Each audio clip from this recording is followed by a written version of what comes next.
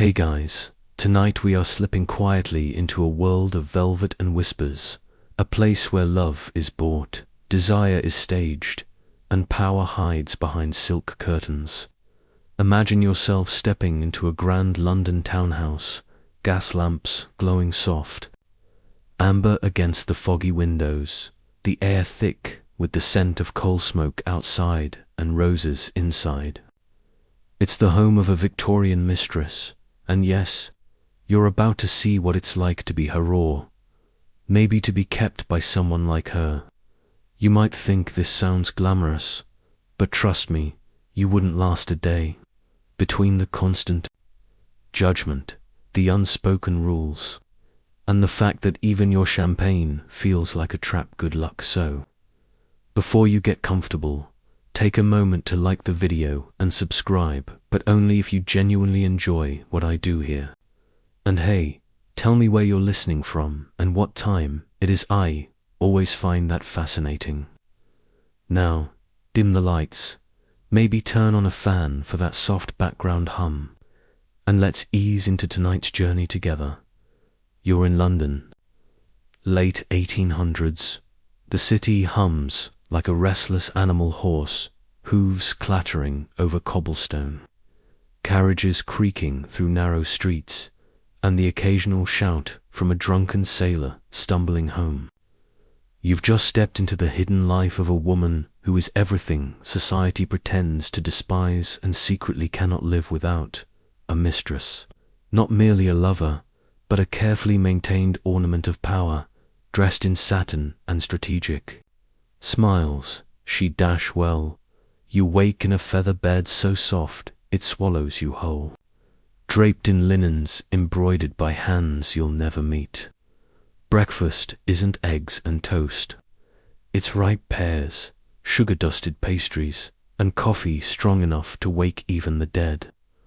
Somewhere downstairs, a maid fusses over the placement of flowers, while another checks the door for letters, because every letter matters. One could bring jewelry, another ruin. Mistresses in this world walk a razor's edge. The common story says you're pampered, adored, envied. And yes, there's truth to that. Society, women might glare at you over their teacups, but their husbands still send you roses. The opera boxes you sit in are the finest. The gowns you wear are so heavy with beading they could double as chainmail. But there's another truth, quieter, crueler one. You are property, dressed as privilege, kept, not free. That gorgeous townhouse, it's not really yours. That generous allowance can vanish overnight if he tires of you. And heaven forbid you cause a scandal, because, while people pretend not to see, they are always watching. A common event in this world is the annual derby at Epsom. You attend, of course, in a pale blue dress, lace gloves hiding your nervous hands. Everyone sees you there, sitting in the patron's private box. They pretend not to notice when he brushes a hand over yours, but their glances are sharp as needles. What they don't know, or maybe they do, and just enjoy the game, is that last night you weren't with him at all. You were with his rival. Historians still debate how much of Victorian high society's hypocrisy fueled this culture of mistresses, or whether it was simply human nature wrapped in fancier clothes. A lesser-known truth: many mistresses were not the uneducated beauties people imagine. Some were clever businesswomen, negotiating contracts, securing investments, even managing estates in secret. Behind closed doors, these women wielded quiet influence, shaping decisions, whispered over brandy and cigar smoke. And you, sitting here in silk at your dressing table, know it. You tilt your head, pinning on a sapphire brooch, not just to please him, but because you understand what that jewel signifies: power borrowed, to be held tightly before it slips away. Out the window, the fog is lifting, and with it comes the rumble of another day in this precarious life.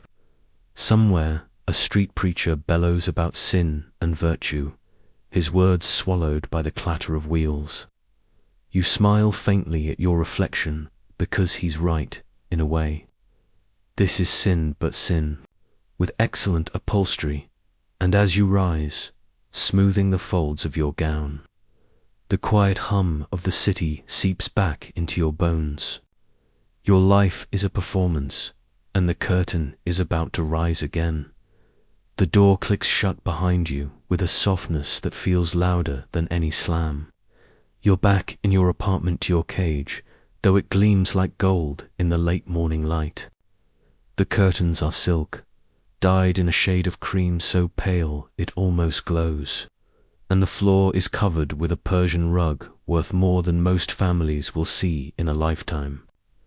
But there's a lock on the door you don't have a key for, and a doorman who knows better than to let you come and go without permission. You wander to the window, careful not to disturb the crystal vases lined up on the sill, and glance down at the street. London bustles beyond, alive and indifferent fishmongers calling out the day's catch, children darting between carts, a man selling roasted chestnuts on the corner. You could almost reach it, that real life out there, but you don't. You're a bird with clipped wings, perched high above it all in a rented paradise. This apartment, like so many others across Mayfair and Kensington, is a world within a world. Plush sofas in pale green, gilt-framed mirrors catching the light. A piano no one actually plays, but looks impressive when guests come by. Everything here exists to display wealth, not comfort. It's a stage set, and you're the leading actress except. The script was written by someone else. He comes by when he wishes. Sometimes it's every night, sometimes he disappears for weeks, leaving you to float in these rooms like a ghost in Saturn. When he's gone, you fill the silence with letters. Letters to him, letters from him, letters you never send because they say what you really think. You keep them in a box under the bed, next to a pair of shoes you never wear outside because, well, you're hardly ever outside. A common occurrence in this life is a surprise inspection. Patrons like to ensure their investment is well maintained. One morning you're sipping chocolate in your dressing gown. The next he's at the door, unannounced, checking that the new painting he sent is hanging exactly where he wanted it, that you've not entertained any uninvited company. The maid gets scolded if the silver isn't polished to his liking. You smile through it all, teeth aching from the effort. What people don't realize is how calculated even your solitude must be, a lesser-known fact. Many of these apartments were leased under false names, often those of male associates or even fictional persons, to shield patrons from scandal. It's like living inside a lie so elaborate it becomes its own reality. And then there's control, subtle but suffocating. Your wardrobe is chosen for you, your outings approved, your very friendships vetted. You once tried to visit an old school friend who'd married a banker. Innocent enough, but within days you received a suggestion in the form of an unsigned note. Perhaps such associations were unsuitable. You got the message. Historians still debate whether these arrangements empowered women by granting them financial stability or trapped them in gilded cages of dependence. Standing here, fingertips brushing the smooth marble mantelpiece, you know where you stand on that question. Stability is just another word for captivity when someone else holds the key. You move through the rooms like an actress hitting her marks. In the bedroom, a wardrobe of silks in every fashionable color. In the drawing room, a portrait of you commissioned to flatter rather than represent. You glance at it, now the slightly larger eyes, the softened jawline, almost laugh. Even your image is curated. Outside, A church bell tolls noon, and you pause, listening. For a fleeting second, you imagine walking out of this apartment, down those steps, blending into the crowd as just another face, nameless and free. But then the latch on the front door clicks. The doorman is letting someone in. You smooth your skirts, position yourself by the window, and prepare your smile. Because in this life, every day is a performance, and you never know when the audience will arrive. The door swings open to reveal him, your patron dressed impeccably in a dark frock coat, a silk cravat, perfectly tied, smelling faintly of tobacco and bergamot. He steps in like he owns the place, which of course he does. You rise from your seat by the window, smoothing your gown, your face a practiced blend of warmth and restraint.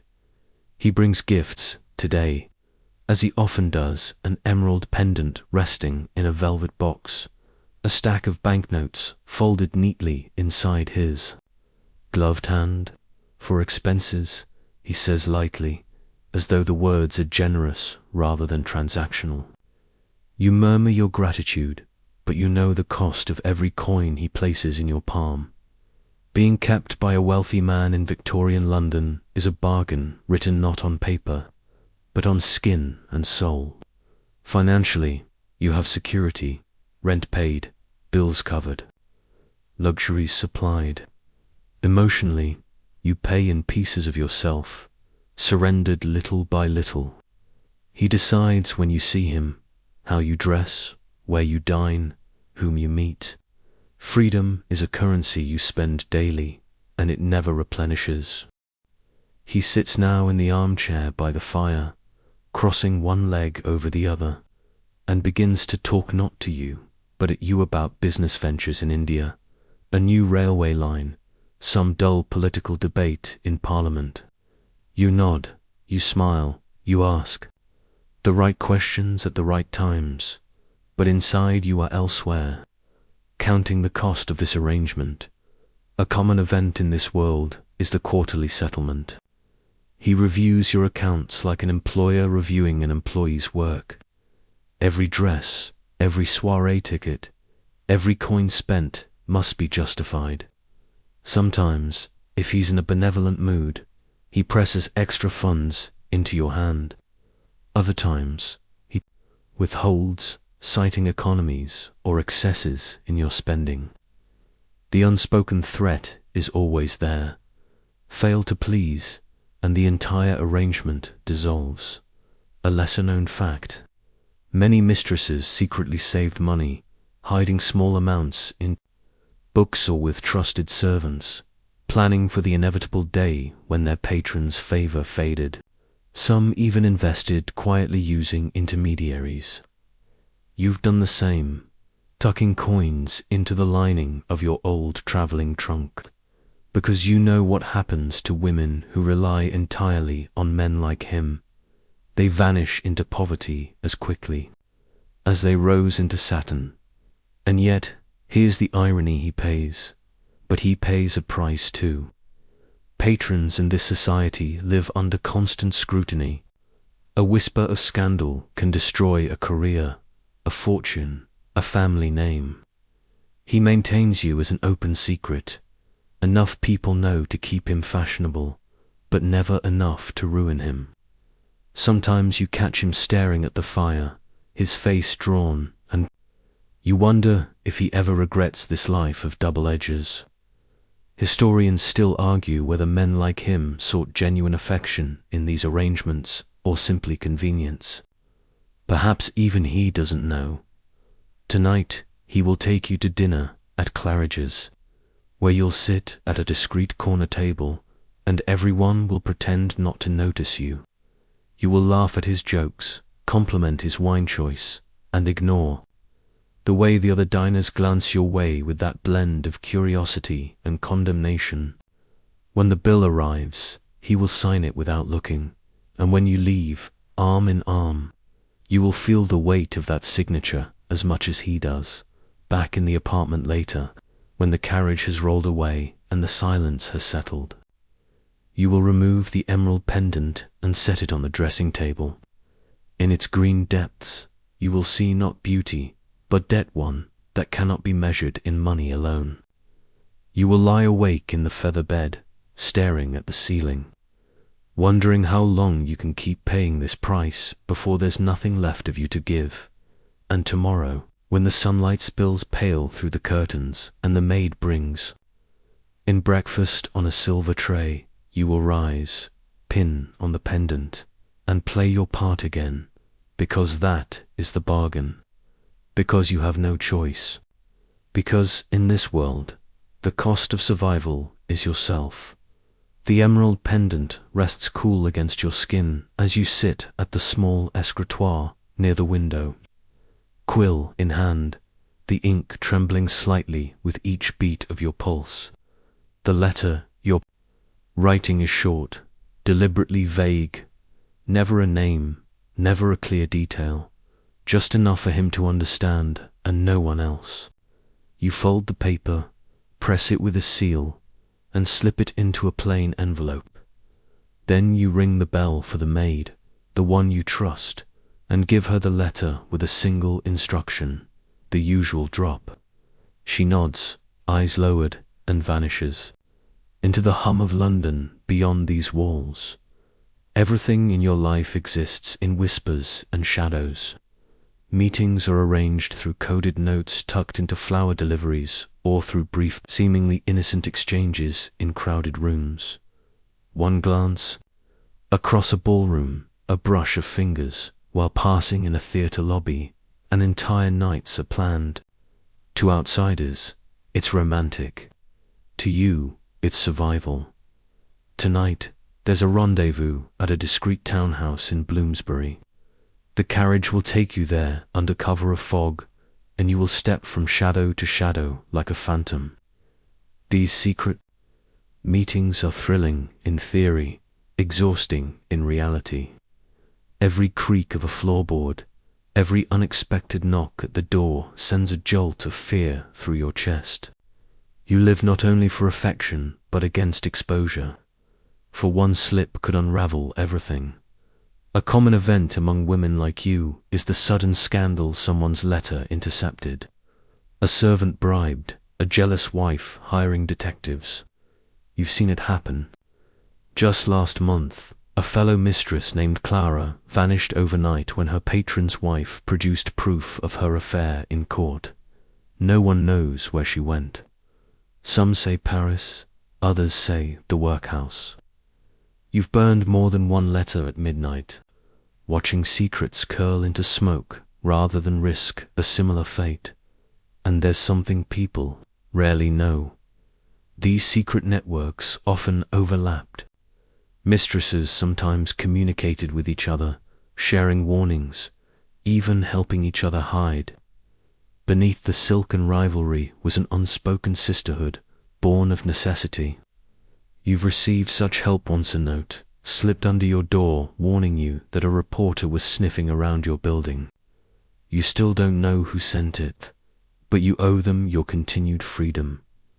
Historians still debate whether this web of secrecy empowered women, giving them agency within constraint, or simply tightened their chains by forcing them to live in constant fear. You lean toward the latter. Freedom isn't freedom if you must always hide to have it. Later tonight, as you sit in that Bloomsbury parlour with its drawn curtains and faint scent of tobacco, you will laugh softly, touch his hand, listen as he whispers promises of eternity that you both know are lies. Outside, the city moves on, oblivious, and for a moment you let yourself believe in the illusion, because illusions are all you have. And when you return to your own apartment in the small hours, slipping out of the borrowed carriage and into the silent hallway, you'll pause, fingers brushing the lock of your door. One day, you think, one day one of these secrets will catch you. But not tonight. Tonight, you live to fight another day in silk and shadows. Morning again.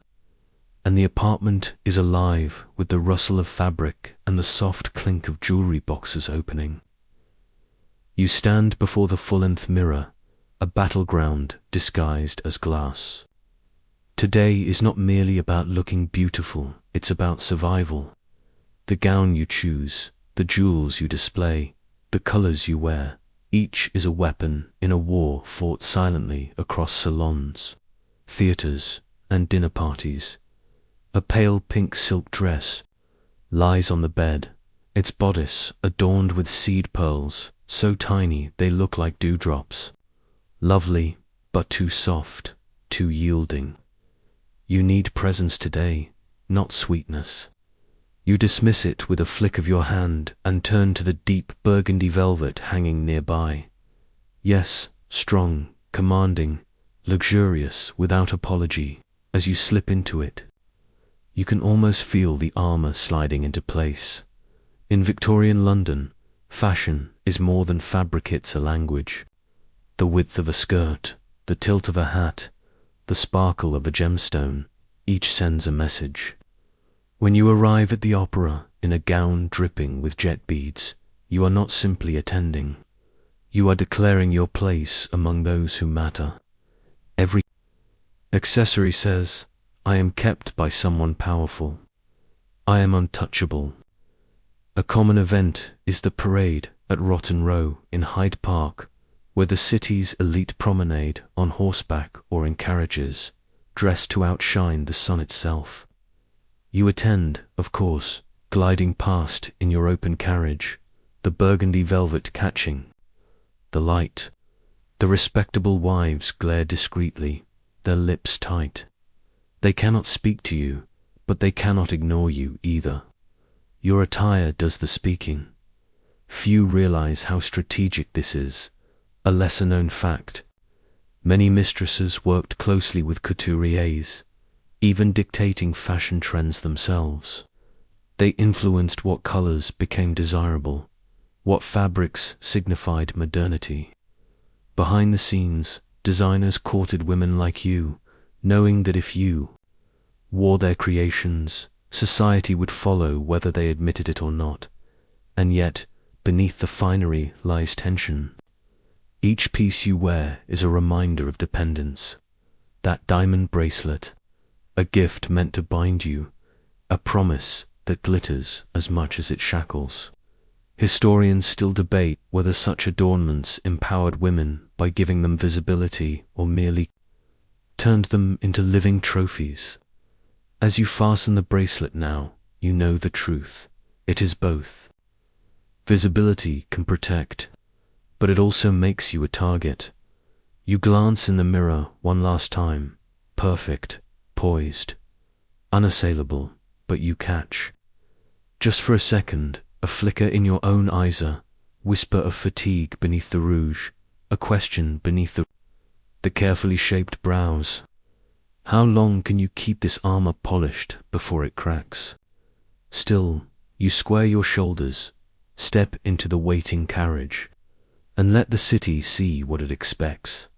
A vision in velvet, radiant, untouchable. They will never know that under all this silk and sparkle, your heart pounds like a drum, fighting. A war no one acknowledges, in a battle dress no one calls by its true name.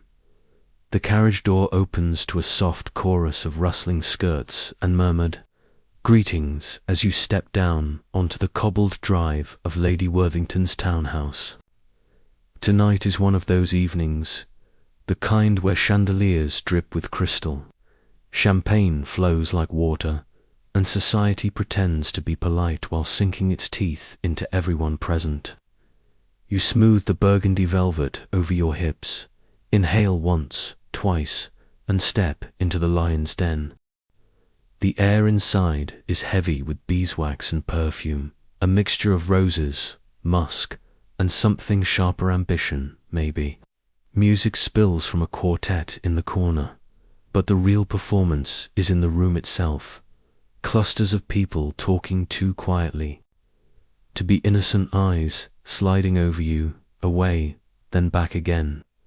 You are the subject of whispers before you've even crossed the threshold. Do you see her? A woman in green silk murmurs to her companion, the words carried to you on the hum of conversation. Lord Pembroke's arrangement, isn't she? The other arches a brow, lips curling faintly. They don't need to say more. The judgment hangs in the air like smoke. This is how high society operates, not through open confrontation, but through glances, implications, and quiet cruelties, dressed as civility. They'll invite you because excluding you would admit they know you matter. They'll gossip because acknowledging your power outright would be unbearable. And so you exist in this strange twilight, not respectable, not entirely excluded.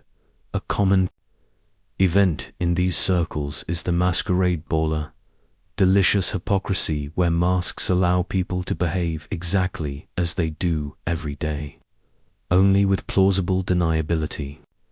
You attended one last month, wearing a gold mask with black feathers. All night you danced with men who shouldn't have known you, while their wives smiled thinly from the edges of the room. Everyone knew, of course, who was behind every mask. That's the point. Pretending is a shared ritual. Few outside these circles understand the agreements that underpin them. A lesser-known fact. Many wives of your patrons knew precisely who you were and chose tolerance over scandal. Affairs, when discreet, could serve mutual benefit. The mistress kept the husband entertained and out of the way, while the wife maintained her own social standing unchallenged. Some even sent you gifts, anonymous tokens meant to smooth the edges of an awkward arrangement. You once received a pair of gloves in just your size, unsigned. You knew exactly who sent them. Still, the whispers carry danger. A single rumor, if it catches the wrong ear, can be ruinous. A rival mistress might drop your name at the right dinner, hinting at impropriety beyond the acceptable bounds of an arrangement. A jealous husband might hire someone to follow you. And then there's the press, eager for scandal to fill their pages. You live every moment aware that reputation is a house of cards in a room full of drafts. Historians still debate whether these whispered networks were a form of female power, silent alliances shaping the world behind the scenes, or whether they were just another cage. You, standing beneath the chandelier as laughter tinkles around you like breaking glass, know that power built on silence is always fragile. You cross the room to join a group near the hearth. Lord Pembroke himself is there, holding court, his hand brushing yours briefly as you approach a public acknowledgement masked as casual courtesy. The women notice. Of course they do. One of them leans closer to another, murmuring something. That makes them both smile with tight-lipped amusement. You feel it like a pinprick through velvet. Later, when the party disperses and you climb back into your carriage, you exhale for the first time in hours. The city outside is quieter now. Gas lamps glowing in the fog, the whispers of the night party left behind in that glittering room. But you know they'll follow you. They always do. Whispers don't stay contained, they ripple outward, shaping fate's unseen dot as you lean back against the cushions. Eyes closing briefly, you think, tomorrow they'll still be talking about you. And tomorrow night you'll walk into another room just like that one, wearing another gown, another mask, playing the same endless game. Because in this world, whispers are as inescapable as breath and just as vital. The night is heavy with rain when he arrives, droplets streaking the carriage windows like silver threads. You're waiting in the drawing room, fire glowing low. A book open in your lap, a novel you haven't read a word of because you've been listening for the sound of wheels on whetstone. When the door opens and he steps inside, tall and polished. As always, You rise with a smile that feels as practiced as the curtsy you once learned at finishing school. He takes your hand, warm and possessive, and pulls you close. There's affection there, or at least something that mimics it well enough to pass. You wonder sometimes if he knows how much of what you offer is performance, and whether he cares. Probably not. This arrangement has never been about honesty. The evening unfolds in familiar rhythms. Wine poured into crystal glasses, a meal prepared by unseen hands, laughter at just the right moments. You lean forward, resting a hand lightly on his arm, eyes bright as you listen to him recount a triumph. In Parliament, he enjoys your admiration. You provide it with practiced ease. This is the currency of your world attention charm. The illusion of devotion. A common event in such relationships is the romantic retreat. A weekend at a country estate, away from prying eyes. Last spring, he took you to Surrey, to a manor ringed with blooming lilacs. The days were filled with horseback rides and lazy afternoons in sunlit rooms. It felt almost real, almost like love. But then, on the final evening, as you watched him reading by the fire, a letter arrived. From his wife, his expression shifted, subtle but undeniable, and the bubble burst. You realized then that even in your most intimate moments, there is always someone else in the room, society itself, judging, intruding, owning part of him you never will. A lesser-known truth. Some mistresses did truly fall in love, and some were even loved in return, but secrecy and imbalance corroded those feelings like acid. Love, when bound by financial dependence and hidden behind locked doors, twists into something unrecognizable. You've told yourself you don't love him, that this is business, that you're immune. Yet on nights like this, when he looks at you with a softness that seems genuine, you feel a flicker you wish you could extinguish. Historians still debate whether mistresses were victims of exploitation or willing participants in a pragmatic exchange. Perhaps they were both, perhaps neither. Sitting here now, sipping wine as he tells another story, you realize the answer doesn't matter much in the moment. What matters is keeping the illusion alive for him, for you, for the world that feeds on appearances. Later, when the candles burn low and you're lying in bed beside him, his arm draped across your waist, you stare at the ceiling, wide awake. His breathing is steady, content. Yours is not. You think of the life you might have had.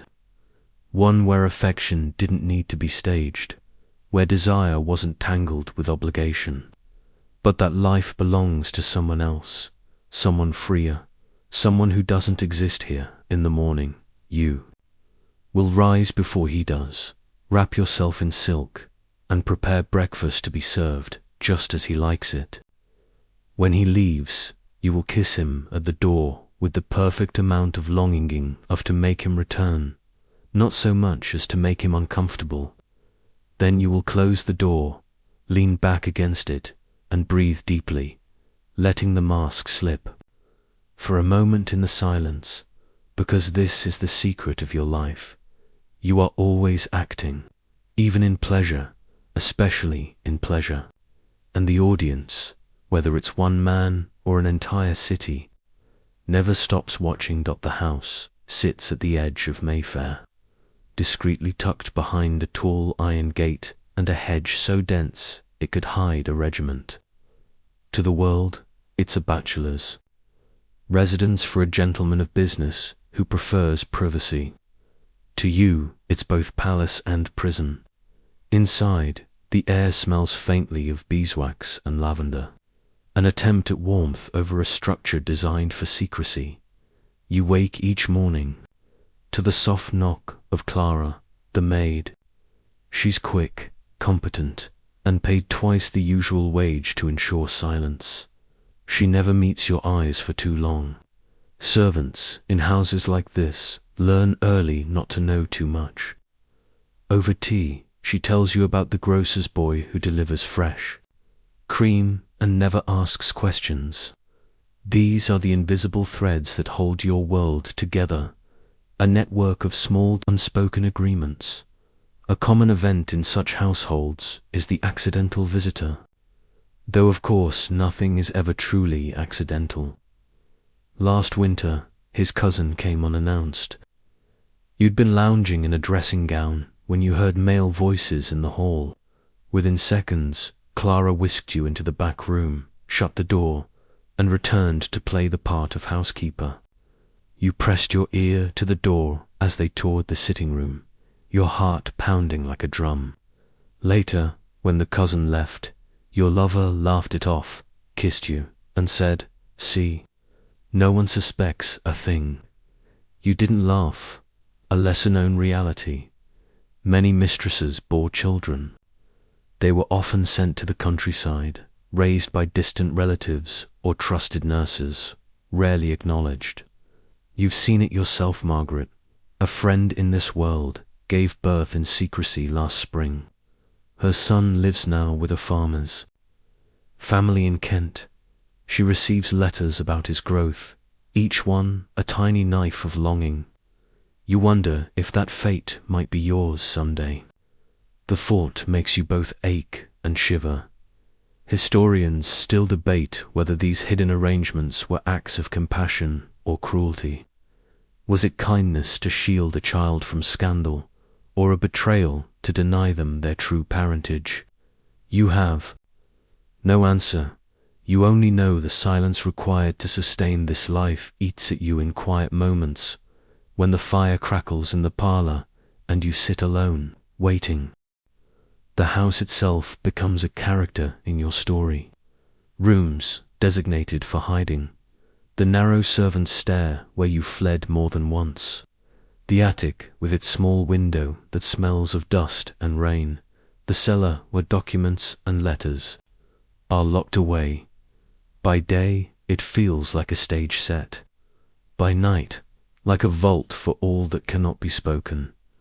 There is, strangely, a kind of comfort in the routine. Breakfast at 9, correspondence dictated and burned, dresses delivered under false names. The servants know their roles so well that you almost believe in the normalcy of it all.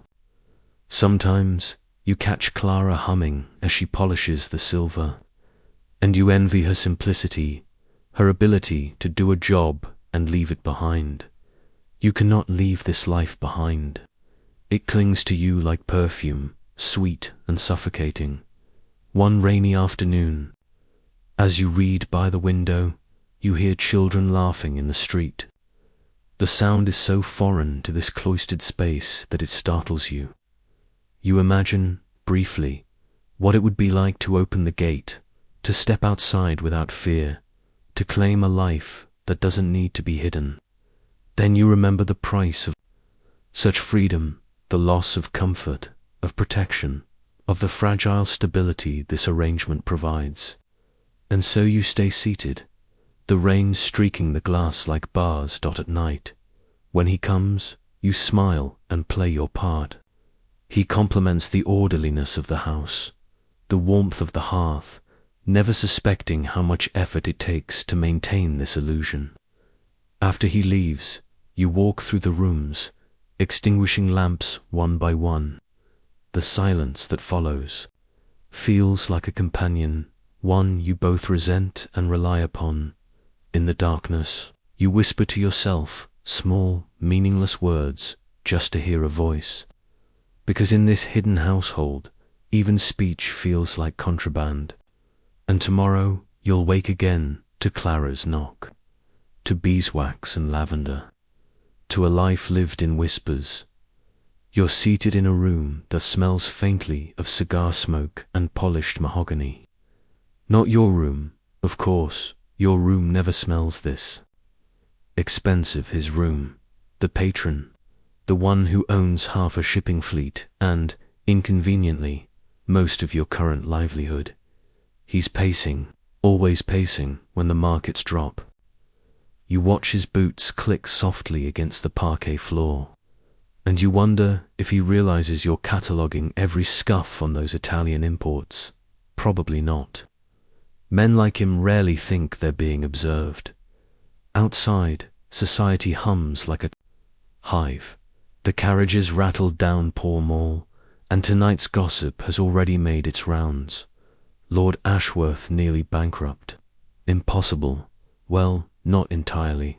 You see, this is the peril of being a patron in this glittering cage of wealth. They dance on the edge of ruin with all the grace of a tipsy ballerina. A common event, a scandal, naturally. It's Tuesday, after all. Last spring's fiasco still lingers in whispers. A certain baron found himself exposed, quite literally, in the company of his mistress and an unlatched balcony door. Papers sold like hotcakes that week. The scandal cost him 3 estates and a wife who apparently had sharper lawyers than he had accountants. You shift slightly on the velvet settee. This life of yours, it's as precarious as his, just in a different currency. He fears bankruptcy. You fear irrelevance. Both can kill, just socially instead of literally. He stops pacing long enough to glance at you, eyes tired beneath the gloss of power. Do you know what's at stake? He asks. You smile sweetly. Of course you do. Everything. The clock ticks. The fire pops. You lower your gaze to hide the flicker of amusement. If only he knew what you overheard last night, his rivals plotting over oysters and champagne. They called him a collapsing empire in a well-tailored suit. Poetic, really. A vivid scene. Picture this, an evening at the opera chandeliers. Blazing dresses shimmering like a field of sequins under moonlight. He strides in beside you, chin high, as if to declare, "Look, world, I am thriving." You play your part flawlessly, whispering compliments, laughing lightly at his jokes. Yet, you can feel the tremor in his hand when he adjusts his cuff. He's drowning, but oh, what a graceful swimmer. Did you know? A lesser-known fact. Some patrons kept meticulous reputation ledgers. Secret books tracking every potential threat to their image servants bribed. Editors paid off. Inconvenient cousins sent abroad for their health. His ledger, you suspect, is the thickest volume in his library. Historians still debate. They'll say whether these men truly believed in their own invincibility or if they were just desperately bluffing until the final collapse. Personally, you're leaning toward the bluff. A log cracks in the hearth, startling you both. He mutters about investors pulling out. You resist the urge to tell him, "Darling, I've seen more men pull out of worse situations." But no, timing is everything, and jokes like that are for your own private entertainment. Still, you can't help the occasional internal commentary, like when he swears his name is untouchable, and you think of last month when his tailor had to extend his credit, or when he boasts of loyalty among friends, those same friends who would sell him to the papers for half a column inch above the fold. He sits, finally, rubbing his temples. For a moment, he looks almost human. Almost, you reach over, touch his arm lightly. Reassurance is a performance, too, and you're a consummate actress. It will pass, you murmur. It might, or it might not. The truth is, his downfall would take you with him. That's the unspoken bond here, the invisible chain linking your fortunes. You can feel it tightening some nights, like a silken noose. And yet when he smiles at you, relieved by your hollow comfort, you almost believe in it yourself. Almost outside, the city keeps moving. A newsboy shouts headlines about some minister's misstep. Somewhere, Another patron's empire is collapsing, behind closed doors. And here you sit, in this warm room, pretending you're not cold all the same. You close your eyes briefly, listening to the quiet crackle of the fire. For tonight, at least, the walls haven't caved in. The city exhales beneath a thin veil of rain, its gas lamps casting halos on the slick cobblestones. You pull your shawl tighter around your shoulders. Not for warmth, heaven forbid you'd rely on Victorian wool for that, but for the illusion of composure. Tonight, the streets themselves feel restless, as if London knows something is shifting. Beneath its starched collars and stiff upper lips, you hear it in the whispers at salons, in the pamphlets fluttering like rebellious leaves down Fleet Street. Votes for women, one declares in bold black ink. Another condemns child labour with words sharp enough to cut through Parliament's endless drone. And there you are, strolling past it all, pretending not to notice. Pretending you're above it. You're not. None of us are. A common event. This afternoon's rally in Hyde Park still echoes through the city's bones. Thousands gathered, women, men, even a few scandalized bishops lurking at the edges to demand change. Umbrellas bobbed like dark flowers under the drizzle as voices rose, defiant and trembling. You weren't there, of course, not physically, but you felt it in the air when you poured your tea later. Progress smells faintly of damp wool and ink. The carriages rolling past you tonight belong to people clinging desperately to the old ways. Their world, built on quiet obedience and polished hypocrisy, is fraying at the seams. Take Lady Pembroke, for instance, once the toast of every ballroom, now whispered about for attending those dreadful lectures on women's rights. Last week, she even refused to wear a corset. The horror, a vivid scene. Picture a drawing room in Mayfair, all gilt mirrors and lace curtains. A young woman, no older than 20, stands, trembling before her father. A baronet with sideburns, large enough to have their own voting rights. She's insisting she attend university. He bellows, red-faced, about unfeminine pursuits. She doesn't flinch, not once.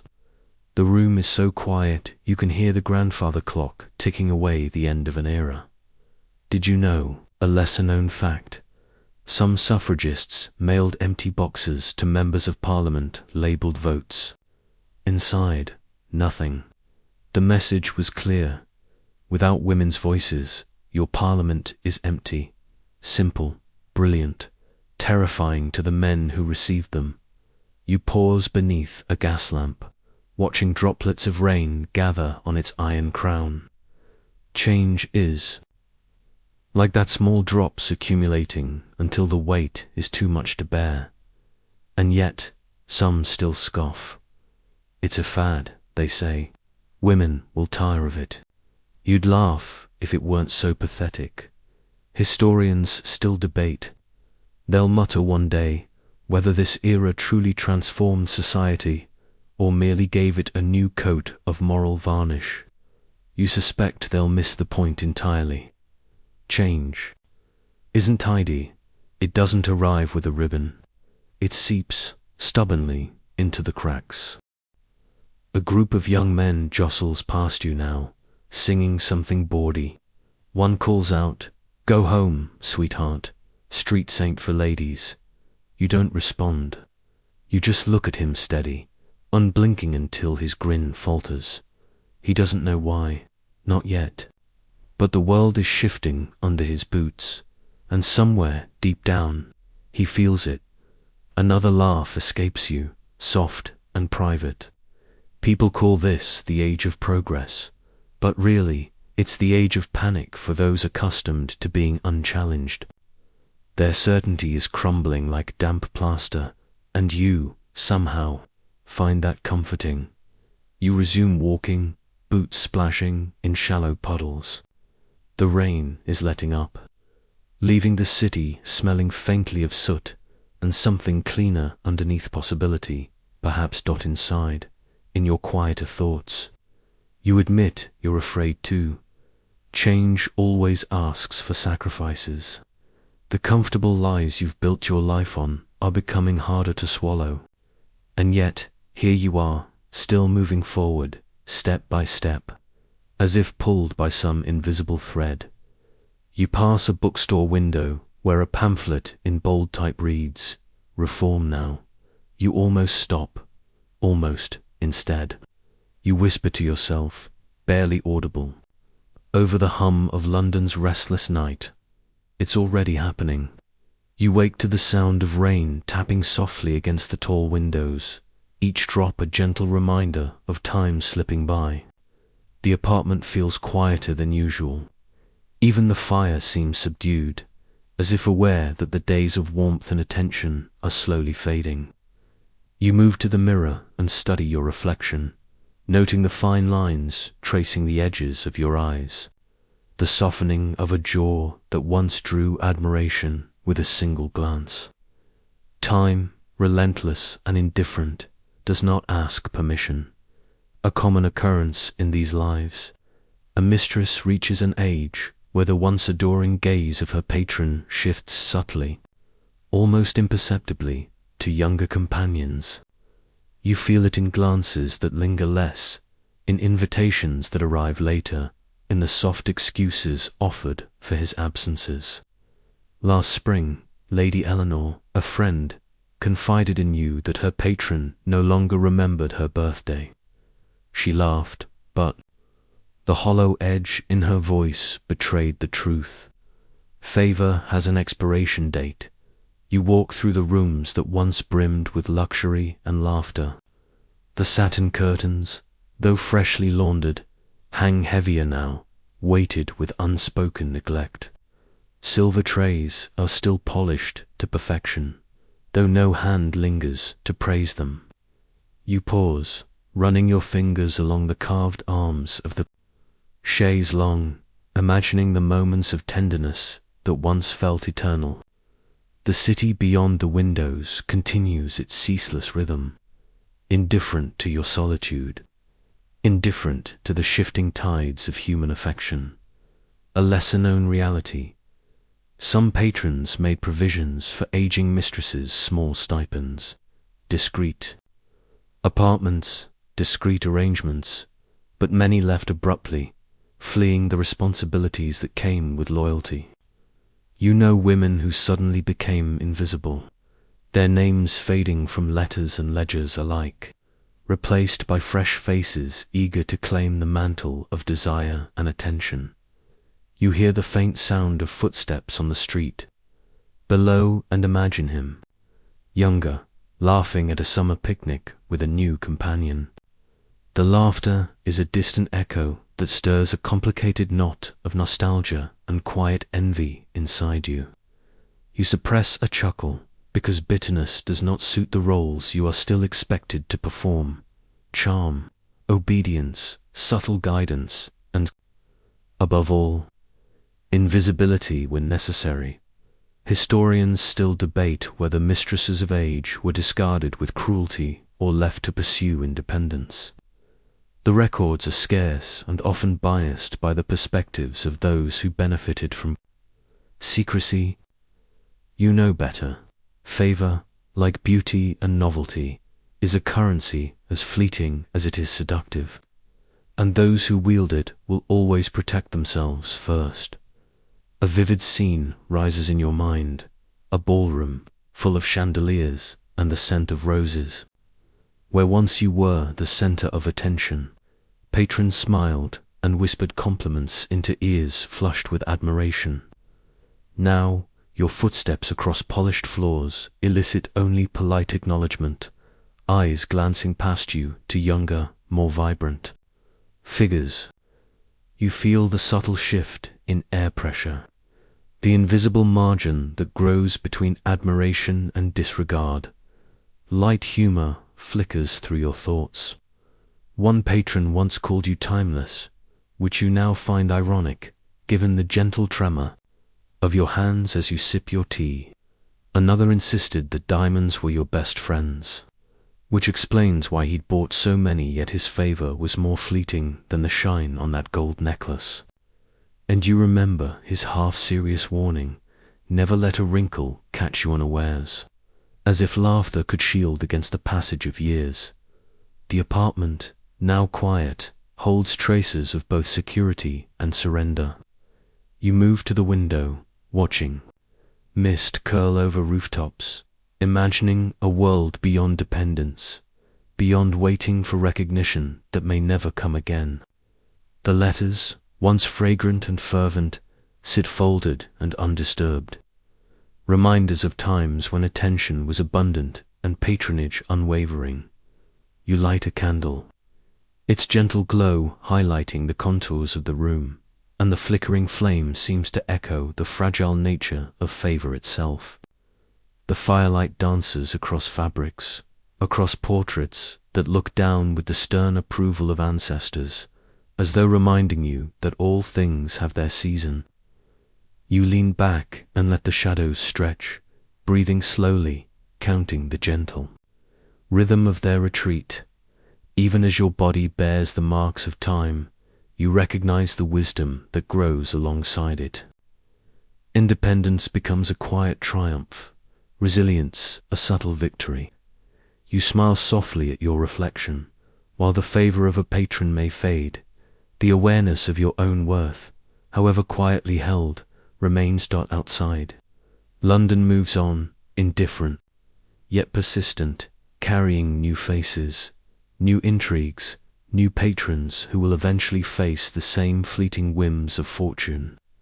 You are part of its history, remembered not in ledgers but in the quiet knowledge of your presence, your endurance, and the subtle power that outlasts admiration. You settle into the chaise longue, letting the candlelight warm your shoulders. The world outside hums in muted rhythm, the rain softened now to a whisper. You close your eyes and allow the memory of laughter, silk, and whispered compliments to fold into the calm of evening. Favor may fade, but you remain a witness to shifting times, quietly resilient, softly enduring. The candle guttering low, the room cools, and you listen to the gentle hush of a city that does not pause. Your breaths align with its rhythm, a subtle cadence of endurance and acceptance. You allow yourself a small smile, a secret acknowledgement that even as the lights of attention dim, your story persists in the shadows, unhurried, unbroken, quietly luminous. The city is restless tonight, as if every street lamp and cobblestone is holding its breath. You step carefully through puddles, the faint sound of water pressing against your boots in soft rhythm. Somewhere, laughter bursts from a tavern too loud, too reckless, like it's daring the night to notice. You pull your coat tighter, letting the damp air settle against your skin. A common event, scandals, they erupt suddenly, like lightning splitting a tree. Last month, a well-known lord's secret affair became the subject of every whispered conversation from Mayfair to Whitechapel. The newspapers had a field day, printing letters, sketches, and hints of names. Patrons and mistresses alike were exposed, some with dignity intact, many with their carefully curated lives shattered. You remember reading the headlines over breakfast, and biting back a smile. These men, so certain of their discretion, undone by paper and ink. You move past a grand townhouse, its windows dark, save for a single flickering candle. Imagine the scene inside. A mistress, poised yet trembling, receiving word that her letters were sold to a journalist. The silence, then a heartbeat of panic. The gentleman who had sworn secrecy pacing the room, muttering apologies that do nothing to mend trust. You can almost hear the soft rustle of silk skirts, the creak of polished floors, the distant rumble of a carriage departing. taking with it the illusion of safety. A lesser-known fact: not all scandals were public. Some were quietly devastating, known only to those directly involved. Patrons would bribe servants to stay silent, only to find the same servants with ambitions of their own, trading secrets for coins or small favors. A single moment of carelessness, open window, a misplaced envelope, could undo years of carefully maintained appearances. You've seen it happen in apartments much like this one, and the memory sends a shiver down your spine. Historians still debate whether these scandals truly altered society or simply entertained it, offering voyeuristic thrill to the privileged, who remained untouched. You know better. Change may have been slow, but the trembling ripple in lives like yours cannot be measured in ink or parliamentary speeches. A vivid scene emerges in your mind: a lavish ball, chandeliers, dripping crystals, the air thick with perfume and tension. Patrons, mistresses, and society ladies dance, sip wine, and whisper, and in the midst of it, a servant slips a note into the hands of a curious guest. Details of a liaison, names included, every secret laid bare in a few words. You see the eyes widen, the pale flush of shock, the tight clenching of fists. The party continues, oblivious to the quiet ruin unfolding in its midst. You pause at a street corner, watching a carriage roll past. Inside, a man laughs heartily at a joke, unaware that the scandalous letter you glimpsed earlier could reach him before the night is over. You resist the urge to chuckle aloud, remembering how some patrons insist they are untouchable, only to find their careful plans undone by gossip and ink. Light humor surfaces. One lord once claimed his letters were as secure as Fort Knox, and you laughed privately at the notion that paper could ever rival fear. Another joked that a mistress was better at discretion than any banker, and you wonder which was funnier, the claim or the truth. You step into a quieter lane, letting the sounds of the city fade into the night. Even as scandals ripple outward, life continues: footsteps, distant music, the occasional shout. You feel a subtle satisfaction, not cruel, but keenly aware of the balance of power. Knowledge, you realize, is itself a kind of security, and you hold it delicately, like a fragile glass, knowing how easily it could shatter or be wielded. Rain begins again, soft, persistent, drumming against rooftops. The memory of exposed letters, betrayed confidences, and whispered apologies lingers. You imagine how many lives were quietly rearranged, how many reputations bent or broke, how many delicate friendships strained under the weight of secrets revealed. Light humor returns. One story you overheard described a gentleman fleeing the city after a particularly awkward revelation.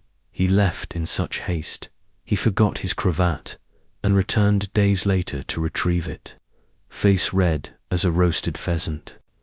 Another tale tells of a mistress who, upon learning her rival had sold details to the press, sent a basket of oranges to the rival's home with a note: "A little sweetness might help you think before speaking." You smile softly. It is the quiet wit of survival. You pass under an archway, the damp air brushing your cheeks. The memory of scandal is not just a story, but a living force, one that shapes behavior, teaches caution, and whispers warnings into the night. You feel it pulse through your chest, slow and rhythmic, like the city itself breathing around you. The lamps glow dimmer here, their light pooling in puddles, reflecting the shadows of buildings that hold countless secrets. You lean against a wall, letting the chill seep into your fingers. Scandals are never final. They ripple, settle, and fade. leaving traces of both ruin and wisdom.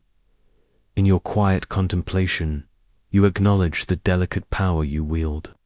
Secrets, exposure, and careful observation become instruments in this life, a life not entirely safe, but rich with understanding. Favor, attention, even love, these are fleeting.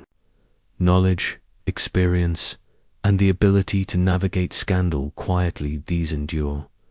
You take a slow breath, letting the rain and night fill the space around you. The city hums softly, carrying its secrets, its scandals, its whispers, and you, in your measured steps and careful thoughts, remain an attentive witness to it all. Part of the hidden history that pulses beneath London's glittering surface, the morning light filters softly through lace curtains, delicate patterns casting intricate shadows across the room. You run your fingers along the hem of a skirt folded neatly on the chair, feeling the fine threads, the texture that once marked status, charm, and silent power. Lace, fragile, beautiful, easily torn, reminds you of the lives you have navigated, the elegance and precarity intertwined. A common event in these women's lives was retirement from the public eye. Patrons aged, fortunes shifted, social tides moved swiftly. Many women found themselves stepping away from grand apartments and lavish gatherings into quieter existence, sometimes by choice, often by necessity. You remember Lady Agnes, once dazzling at balls, now quietly running a small shop of textiles. Her grace remained, though the audiences had changed, replaced by neighbors and the occasional curious passerby. You walk slowly past the window, watching. Street vendors arrange fabric, each fold reminiscent of the delicate frills you once wore. There is a rhythm in their movements, unhurried but deliberate, a mirror of your own careful steps through life. Every gesture, every choice, carries whispered reminder of what it took to survive in a world that values novelty above wisdom, a lesser-known fact. Many of these women became cultural transmitters, preserving styles, etiquette, and subtle power dynamics that would ripple through generations. Some taught young apprentices the art of embroidery, the precision of presentation, or the subtleties of conversation. What they lost in favor, they gained in quiet influence, leaving a thread of their presence in society's fabric. You imagine their hands guiding others, invisible mentors shaping the city from behind veils of silk and shadow. You pause, letting the sounds of the city filter through.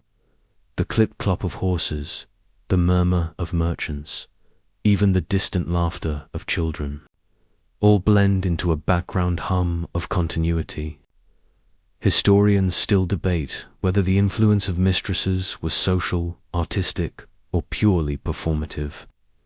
You know it was all three, layered together in ways that survive in embroidery patterns, private diaries, and the faint expectation of decorum.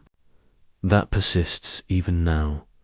A vivid scene forms in your mind, an afternoon gathering in a sunlit drawing room. Tea steams gently from fine china. The scent of rosewater perfumes the air. Women in lace and silk, some aging gracefully, others newly arrived, exchange tips on posture, conversation, and discretion. Men may have attended, perhaps, but the real lessons, the subtle strategies of influencer quietly imparted among these women. You recognize yourself there, listening, learning, absorbing. Humor seeps in, faintly, like a hidden thread. One former patron joked that her lace was finer than any banknote, and she grinned at the notion that people would pay more attention to her hems than his investments. Another remarked that her secret knowledge of the city's whispers was more valuable than a duke's title, a statement both cheeky and unsettlingly accurate. You smile softly at these memories. The light teasing is part of survival, after all. Walking past a familiar shopfront, you notice lace displayed in windows, delicate and intricate, shimmering in the morning sun. It strikes you that the art persists, even when the hands that made it have grown tired or retired. Their influence is subtle, but present patterns repeated, traditions maintained, lessons embedded in manners and style.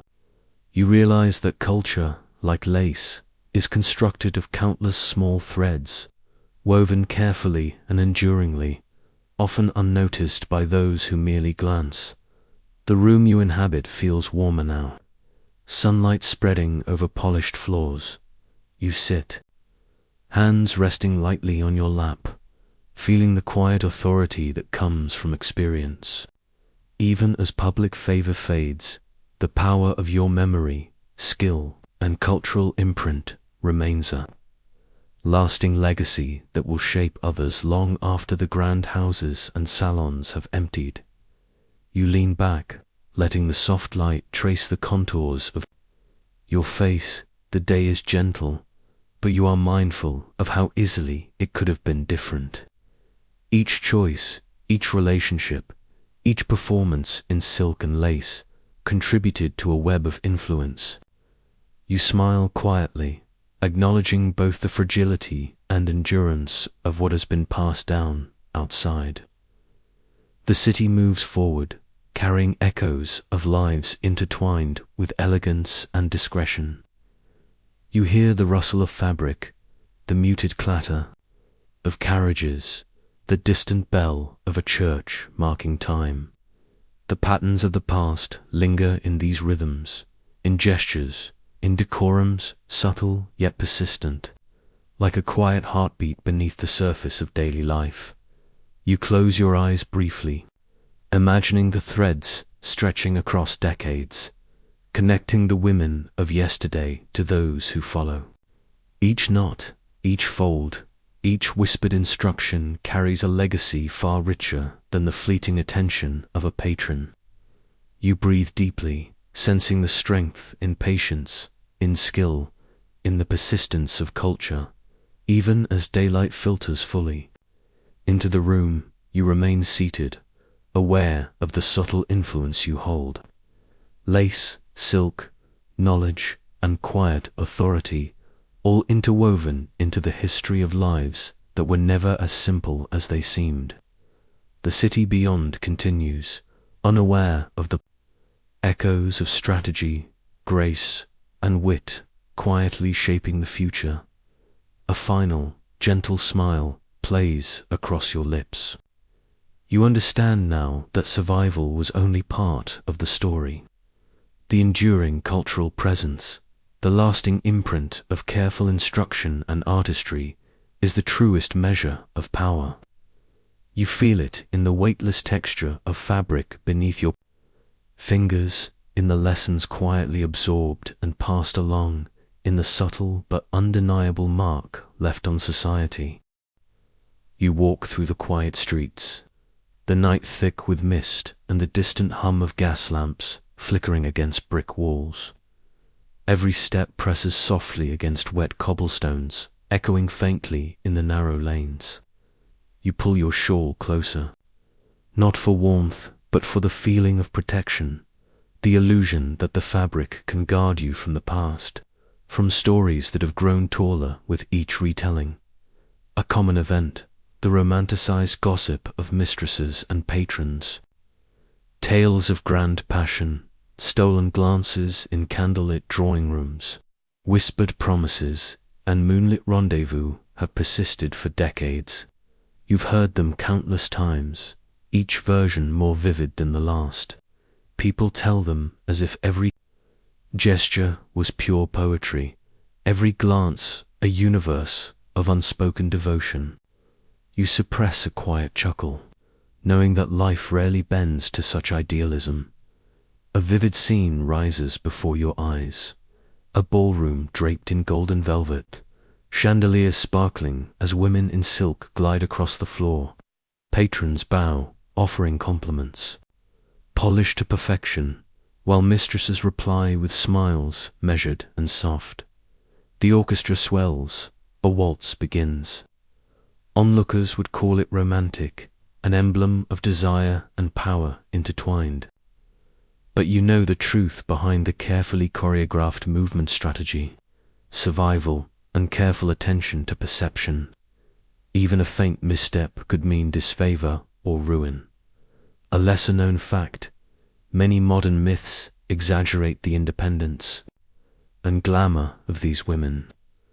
Some were clever, yes, and skilled at negotiation, but their daily existence was often constrained, dictated by the whims of patrons and the expectations of society.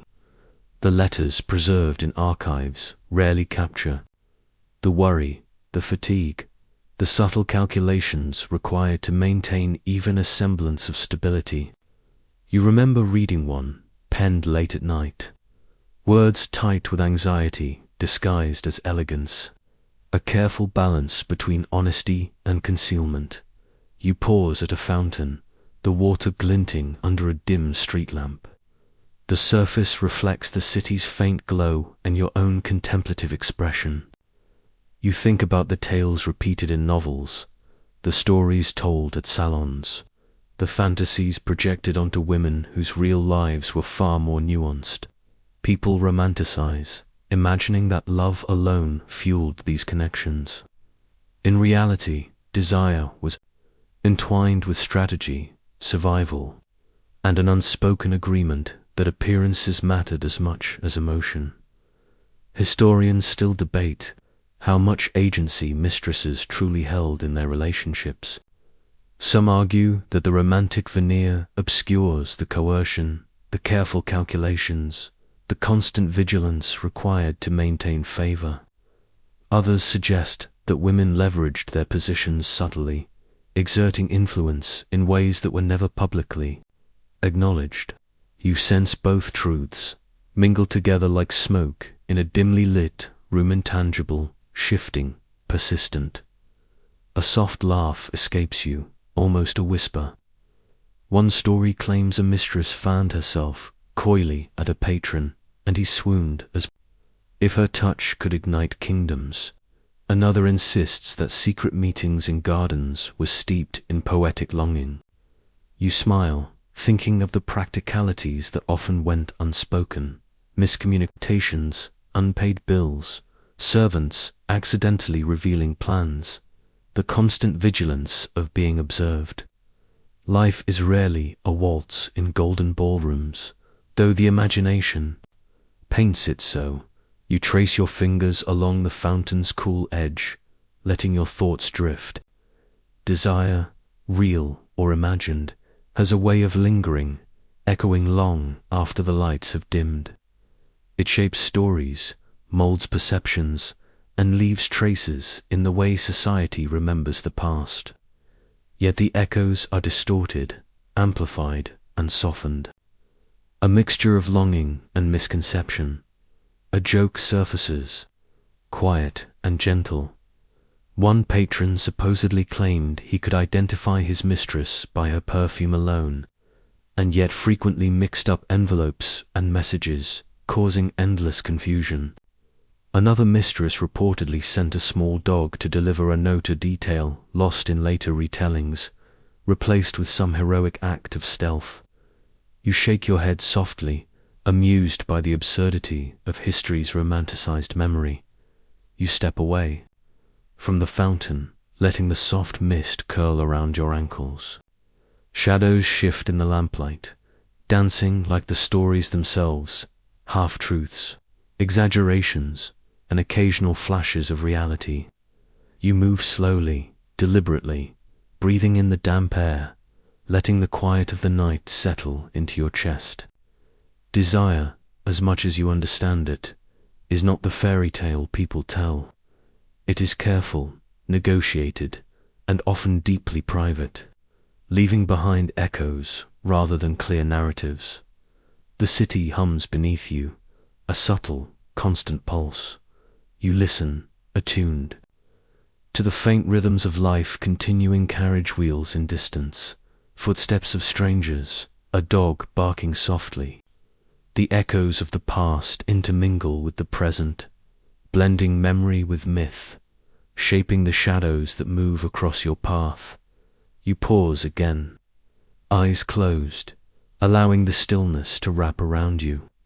The tales of passion, scandal, and whispered longings swirl in your mind, but you understand their layers. What was desired, what was performed, what was remembered, and what was imagined. Each story, each rumor, leaves a trace, a shimmer of meaning stretched across time. You open your eyes slowly, letting the dim street lamps guide your steps. The night feels alive, the city quiet yet full of secrets, the whispers of the past intertwined. With the present, you take a deep breath, inhaling the mist, exhaling softly, letting the weight of stories settle gently around you. A final smile brushes your lips as you walk onward.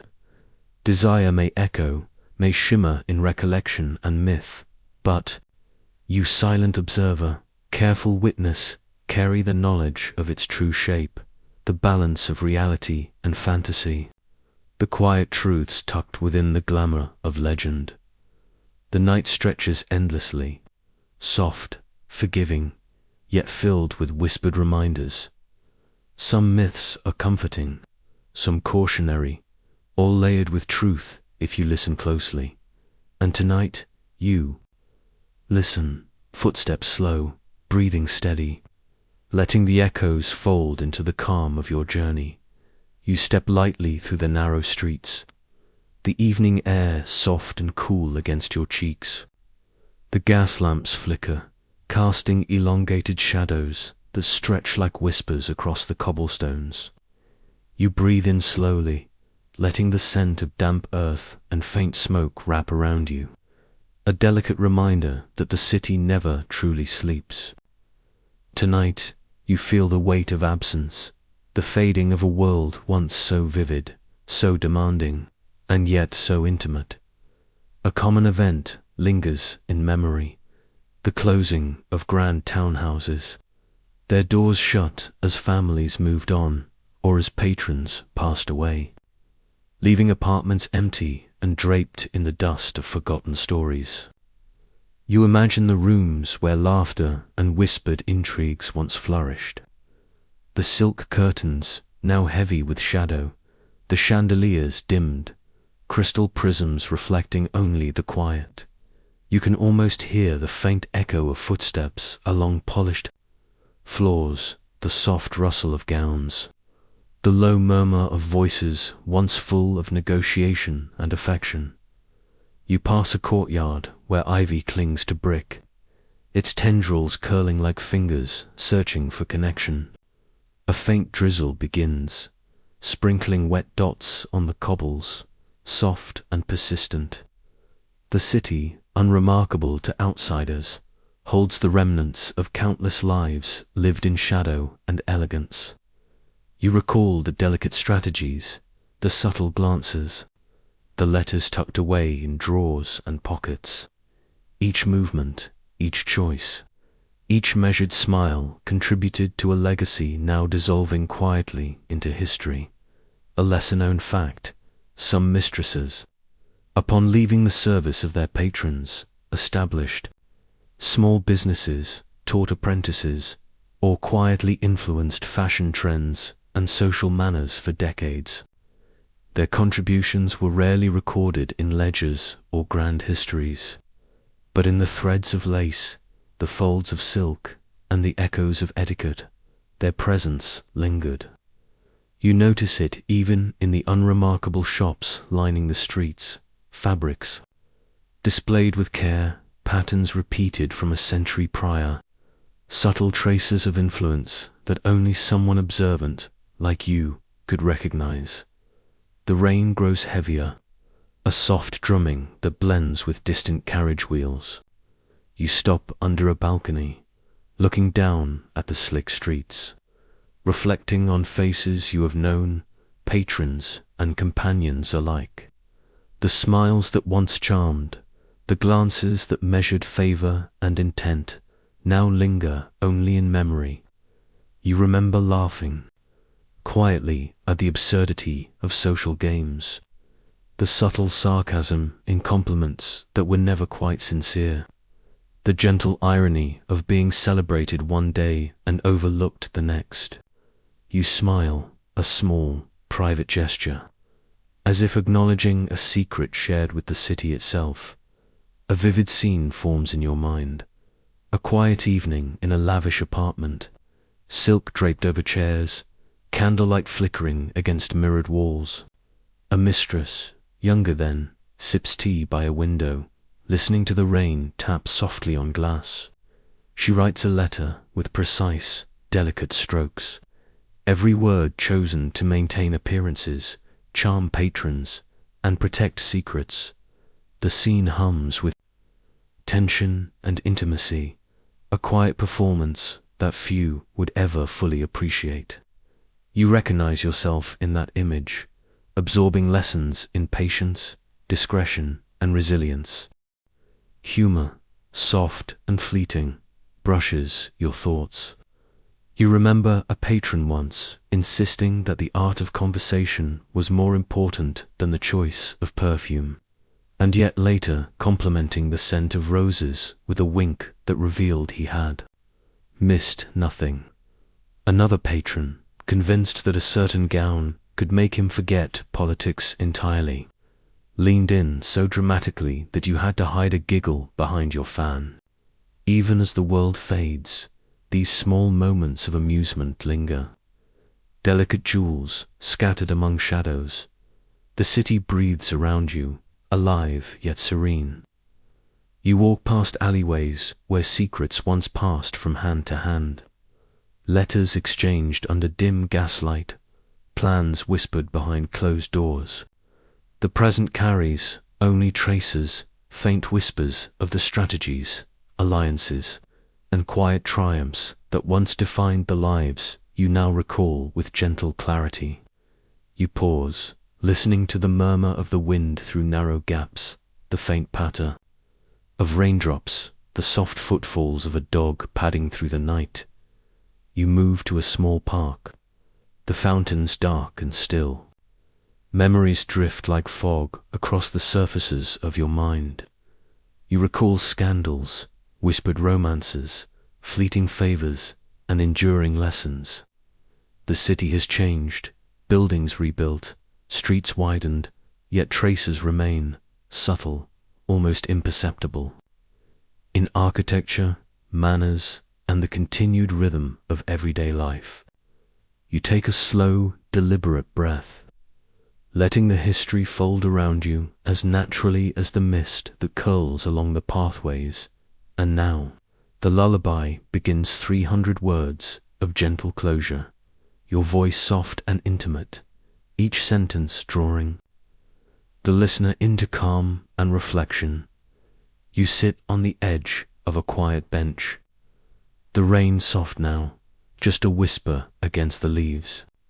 The lamps cast pools of golden light, warm against the cool evening, and you let your shoulders relax.